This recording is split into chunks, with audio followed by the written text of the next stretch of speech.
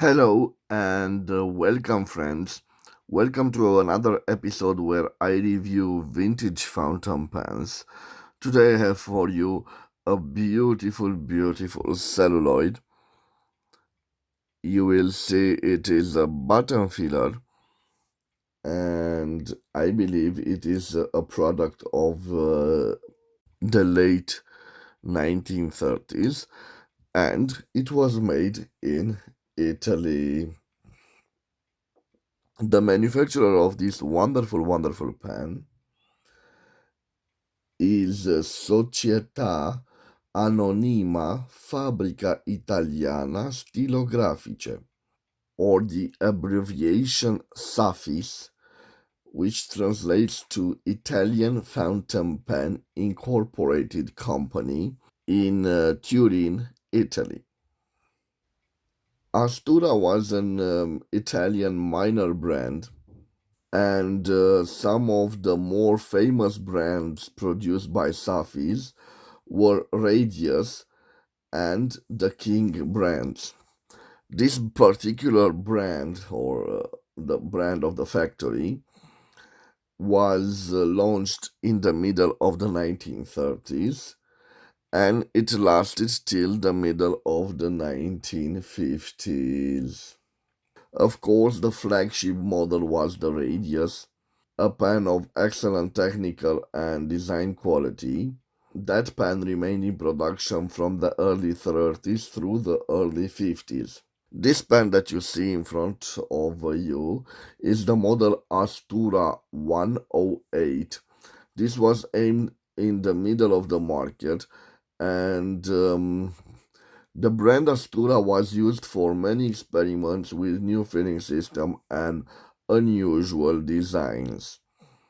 Like I told you, this is the model Astura 108. And how do I know that, guys?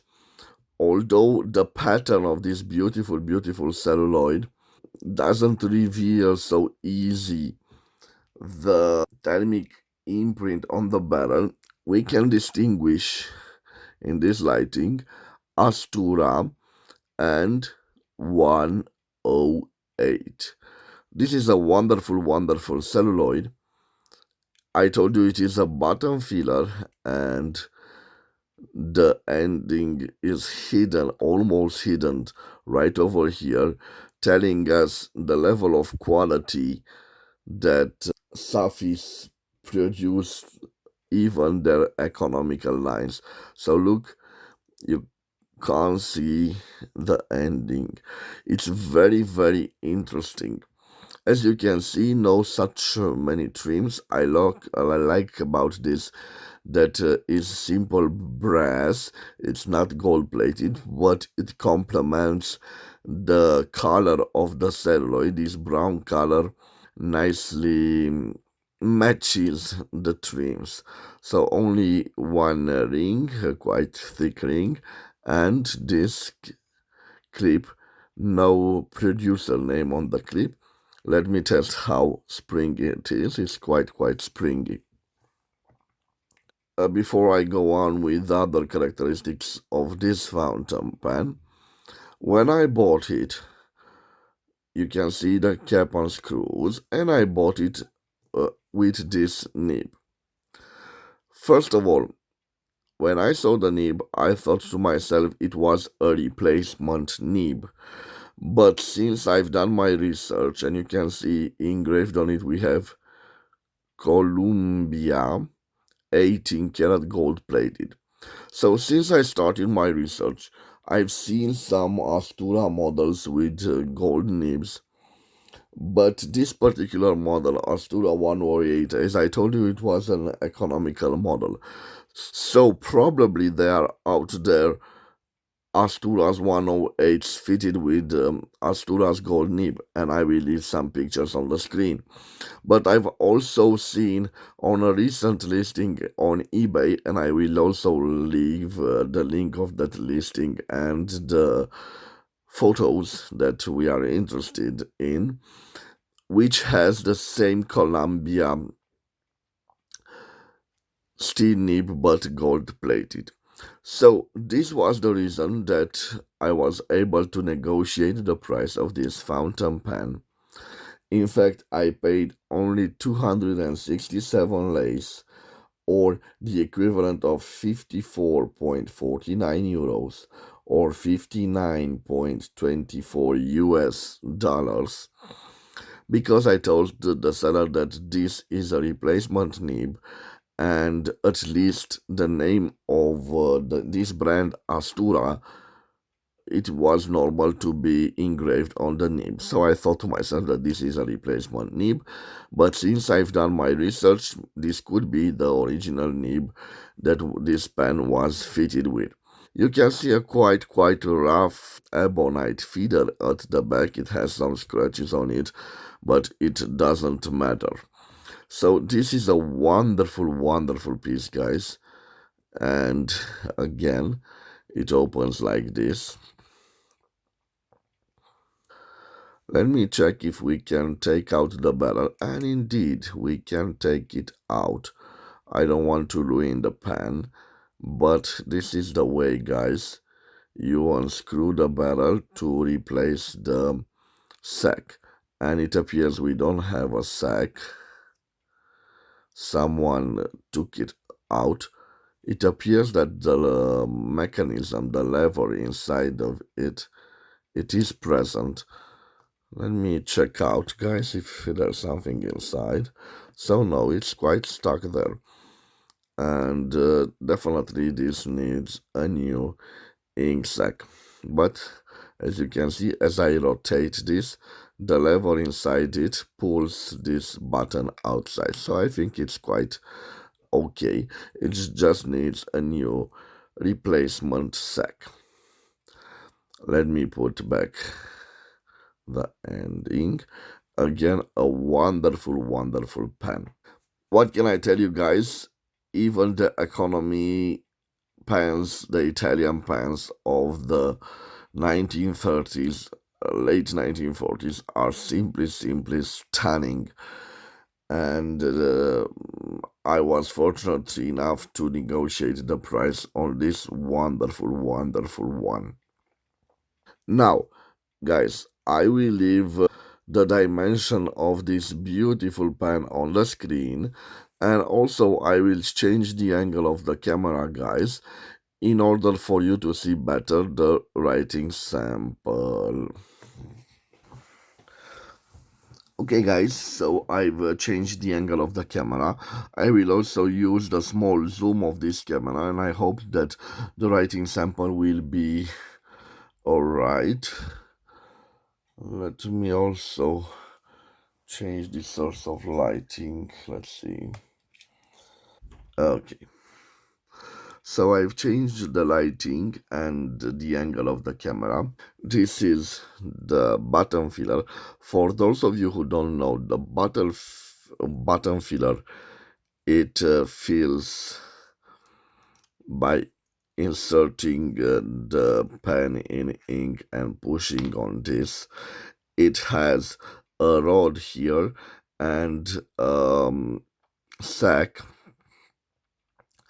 and by creating that vacuum with the sack, that rod pushing the pressure on the sack creates vacuum, and it pulls out the ink which is stored in that sack. But we don't have a sack on this model, so we'll just dip it in this Mont Blanc Royal Blue ink. So without further delay, let me push it in ink. Let me dip it in ink. You just need to dip it in ink, and the feeder will do the rest.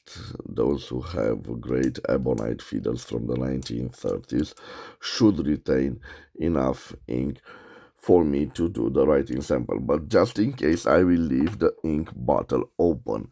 Remember, guys, don't do like me. After you fill the fountain pen with ink, the first rule is to put back the cap. But due to the fact that it is the first time that I'm trying to do a writing sample with this pen, maybe it will need additional dipping in ink. So without further delay, what do we have here, guys? Let me even try to zoom on it. Yes, we have a beautiful Astura 108. So this is, I told you, it is made in Italy. Made in Italy. It was made by S.A.F.I.S, which is the abbreviation for Societa Anonima Fabbrica Italiana Stilografiche, or Italian Fountain Pen Incorporated Company, S.A.F.I.S, in the town of Turin, or Torino in Italian. Okay, let me just zoom a little bit out. Yes, I like this nib. By the way, guys, the nib is definitely a steel nib. It is gold plated.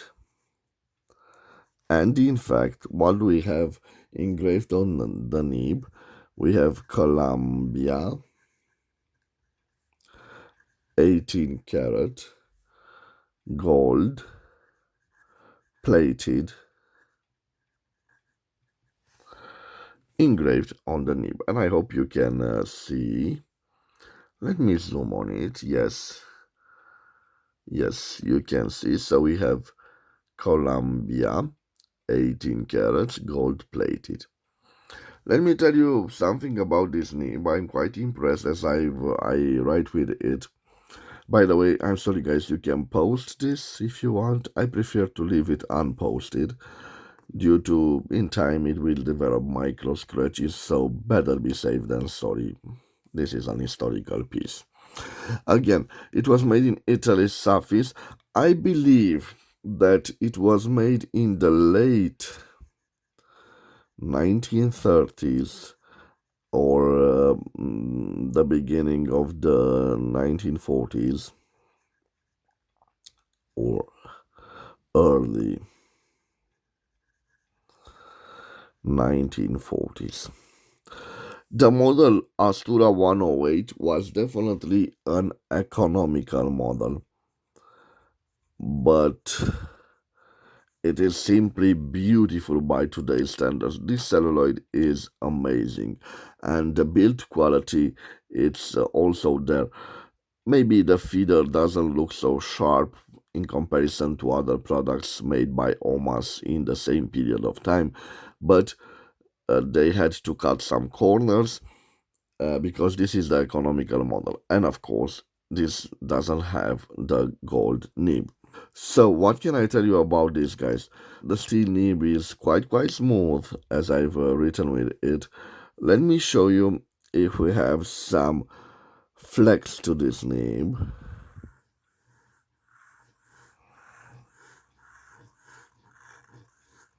And as you can probably see, no flex to this nib. It seems to be quite a juicy nib, and let me show you. So quite a juicy nib. Now let me see the line variance. Maybe a little zoom will be in order. I hope that I can show you the line variance if it is there. So here, no pressure on the nib, and now I'm starting to apply pressure. So you can see no visible line variance there. Being a juicy nib, it should do the signatures quite well, and this is a fact. I'm curious to see if we can reverse write with this, so let me see. Reverse writing. Definitely can reverse write. If I say it is an F nib. So normally it writes like an F nib. In reverse writing, it writes like an extra fine. So no scratches, and it doesn't lose its ink flow. I guess we are safe now to put back the cap. This ebonite feeder holds enough ink for us to do the writing sample. And let me take the page up a little bit, guys. And let me tell you now about the fox. So, guys, the quick brown fox jumps over the lazy dog. So quite a nice nib. Let me tell you guys, I don't mind. I don't have a gold nib. This is probably the reason I bought this pen for only approximately 50 euros or 50 American dollars. The nib is amazing, and I think it's an original nib to this economical model from the 1930s. But you can imagine the level of craftsmanship the Italians had in the late 1930s, achieving these wonderful products. Many of them were heavily inspired by the Americans, the fountain pen industry in America, but nevertheless, the Italians made beautiful products. And I'm so happy that I own an Astura in my small fountain pen collection. Tell me what you think, guys. Tell me what you think about this wonderful Italian celluloid. And also tell me if you think that the Italian fountain pens from the 1930s or the 1940s are overpriced. I'm curious to see your comments. What can I tell you, guys? This is the ASTURA 108. This was its presentation. A wonderful piece from the 1930s Italian fountain pen industry. As always, I want to wish you to have a nice day, my friends, wherever you are. Please check my other channel, which is quite new, Flea Market Vintage Finds. I've gathered there, or I will publish there, my flea market vintage find. You probably know that I collect fountain pens, but I also like the old things, chess pieces, and my recent passion is for old bicycles, especially again the Italian ones, and probably you know some names like Bianchi, like Pinarello, um, like Colnago, and I especially like the steel framed ones from the 1980s and early 1990s. But of course, they are quite expensive, and maybe I will also show my bikes because I have a few road bikes in my collection. So, guys, have a wonderful day wherever you are. I will see you again on the next episode. Please check my other channel. So, flea market, flea market, vintage finds. I've noticed that probably for some of you who are passionate only about writing instruments, maybe it is better for me to take all my flea market vintage finds on another channel and focus on this channel only on fountain pens and a small amount of mechanical pencil and ballpoint pens. So again, thank you for your time, guys. I hope you've enjoyed the review of a wonderful Italian celluloid.